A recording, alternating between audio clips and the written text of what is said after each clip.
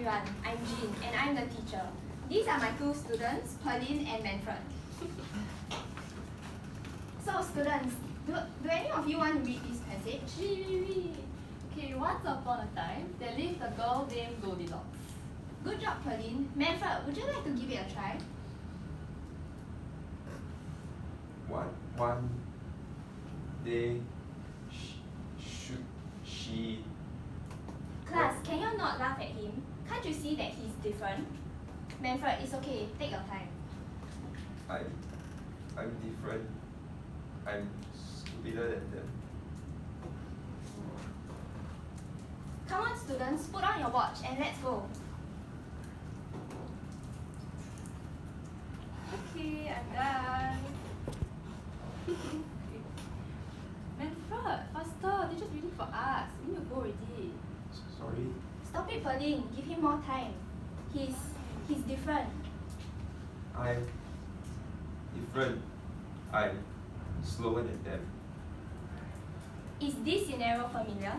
Well, the truth is that most of us will be guilty with this kind of mentality, whether we show it or not.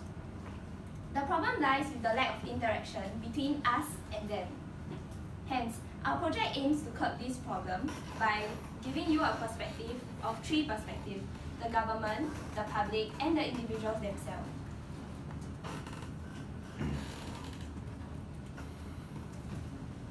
So, today I'll be taking on the role of the government in promoting the inclusion of mentally disabled youths into our Singaporean society. So now, before I start, can I have a show of hands?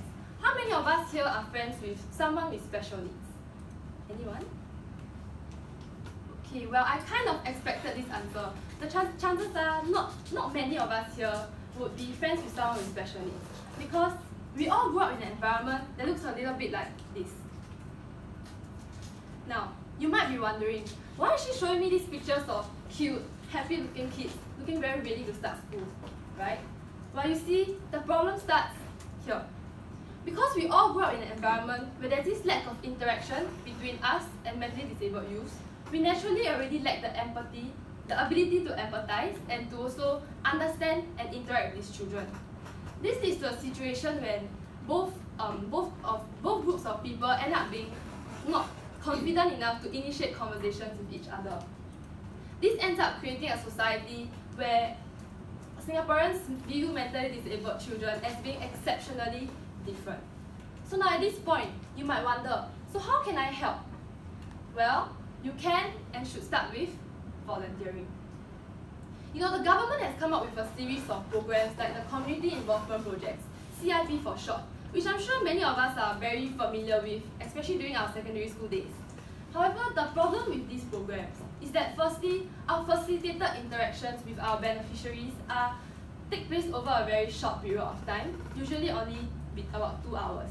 And secondly, there's this general lack of awareness of other organizations that we can volunteer with. And one of these organizations also include organizations that help children with special needs. And hence, we need to do more to, from a government standpoint, our group proposes that the government can encourage more schools to work with organizations like the Movement for Intellectually Disabled Children or the National Association for Social Needs. And hence, it's with this that we hope people can get this platform to interact between us and also between children with special needs. And ultimately, our main goal of such an initiative is that we hope people will be more aware of these websites and know that it's not that difficult to source out these websites and take the step forward to volunteer with this organization to understand this community better. And hence, at this point, you might be wondering, so what exactly can you do? Now, at this point, can I have all of you take out your handphones to just use the camera app to scan this QR code? Now, as you will be scanning this QR code, I'll just carry on with my presentation. So, this QR code will link you to a Google document where there is a list of organizations that I've created and put it in the Google slides. And so, there's mini descriptions there that can educate you on more about these organizations, and I hope that through this, more of you individuals can volunteer, perhaps over your winter break. Remember that your small difference, that your tiny steps forward count towards a larger difference that you can make in our society. Ultimately, as one society, as long as we progress and move towards move forward by interacting with these children and organizations, I'm sure that Singapore can move towards being a more inclusive society. Now moving on, the public's policies will not be effective if not for the government's policies will not be effective if not for the public. And hence, moving on, Jane will address more on how the public, like yourself, can help alleviate this social stigma.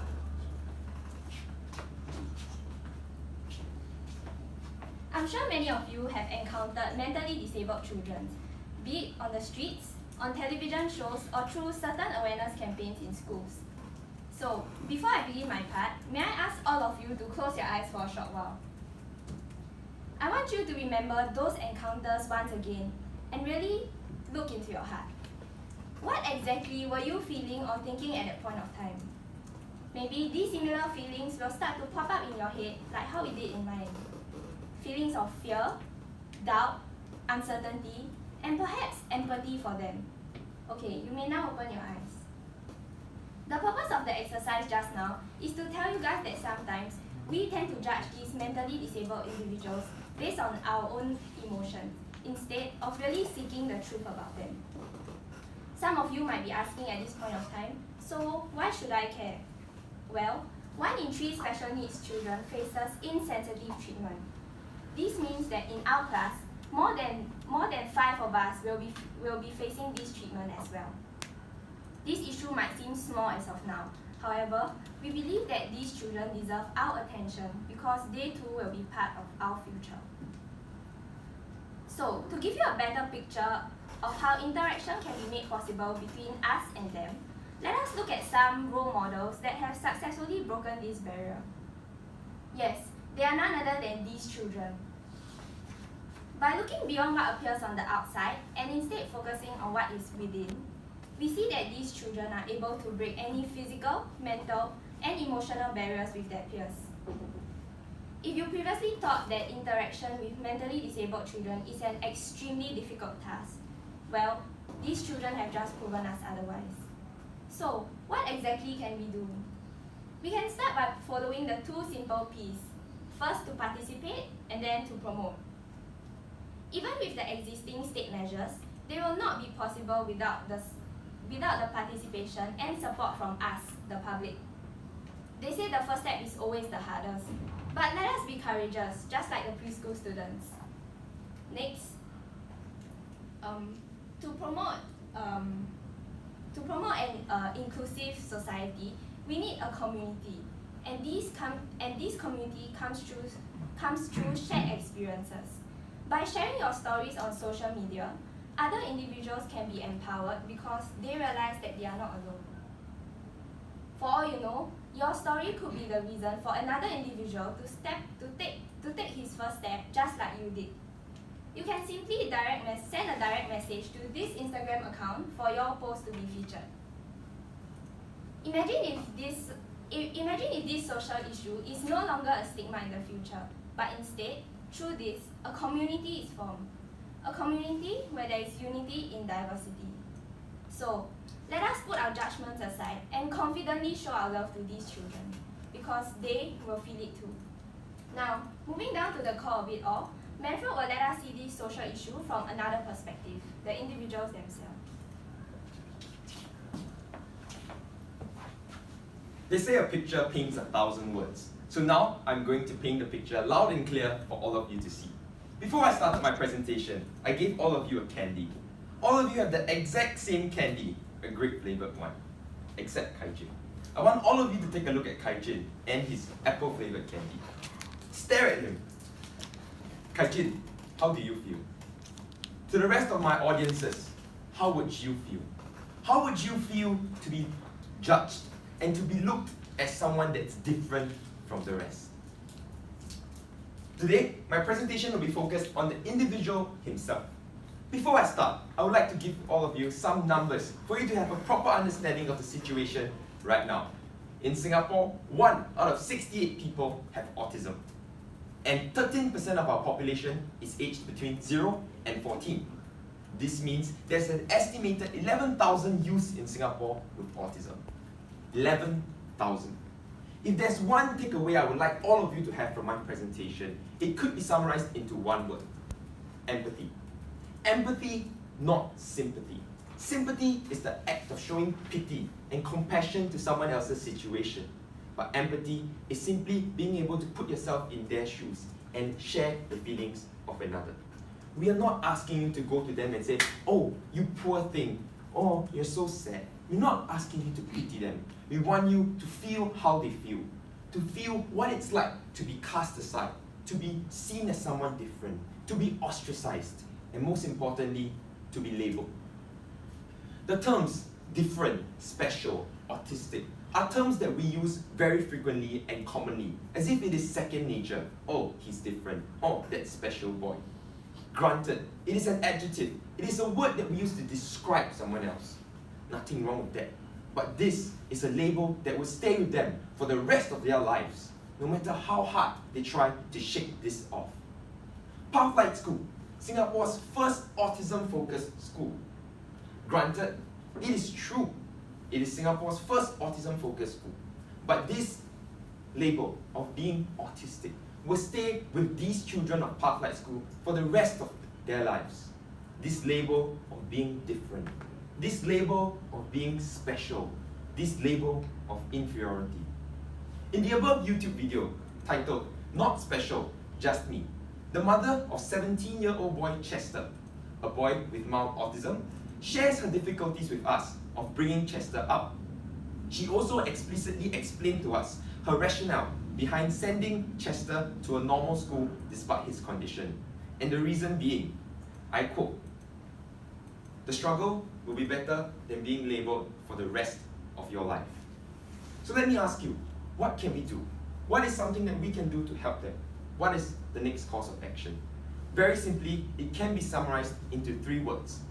Words, mentality, and treatment. We need to approach them with the mentality that all of us are the same. We need to empower them and think of our similarities instead of our differences. We use our words to encourage them, to tell them that we are all the same, we can do the same things, and we are no different from one another. We need to treat them with love and compassion. We need to include them in everything we do, wholeheartedly, and love them all the same. The 3 of us might be very different people. Look at us, our attire is different. But instead of focusing on the tops, if you focus on the bottoms, we are all wearing the same thing. We are all the same. Love knows no boundaries once the heart is open. Change, my friends, begins with you. Thank you. Do you have any questions that you would like to ask? Yes. Do you think, from the government standpoint, if they choose to see these individuals as you choose to treat them the same, do you think this will affect the policies that might help them because of their disabilities? Okay, is it directed at the government? I mean to everyone, like, if you all have another answer. Can you repeat your question again? Because your point was you want to treat them equally, which I agree with, we should treat them equally. But then let's just say the government adopts this standpoint, do you think how will it affect the policies that the government dishes out in helping these people? Well, I think like what we mentioned usually in class about social class, it's not going to be easy to integrate them like in a class setting. But I think like what I mentioned earlier, what the government can still do is to provide this volunteering opportunity to just understand, to interact with them over an extended period of time. So like maybe the government can weave in interactions with these children into our curriculum. It's not that we are asking the government to merge all of us together in one class, but more of like it's considered like a side project but then all at the same time it serves the same goal of encouraging interactions and hopefully better understanding of this community in the long run. Yeah, thank you. Yeah, any more? What do you think we can do to focus on the similarities of these children? Okay, I feel that these children, they might be different from us in a certain way. Intellectually, they might be not as at a high level, not at the same level as us, but simple things. When I was in JC, I went to this pre-U seminar. I volunteered at Grace Orchid School. So basically we did a campaign, it's called No Different. So how do we focus on the similarities? We realized that we are all human beings with all basic skills. So we decided to use art. So granted, they might not know like Pythagoras theorem, like, okay, what's that? But to them, art is very simple. Art can be appreciated by everyone. So we can bond with one another through the similarities, the appreciation for art. It can be a very simple painting, a canvas, something that we all can share. So once we focus on that, we realize that we're actually quite similar individuals. We are not that different from one another.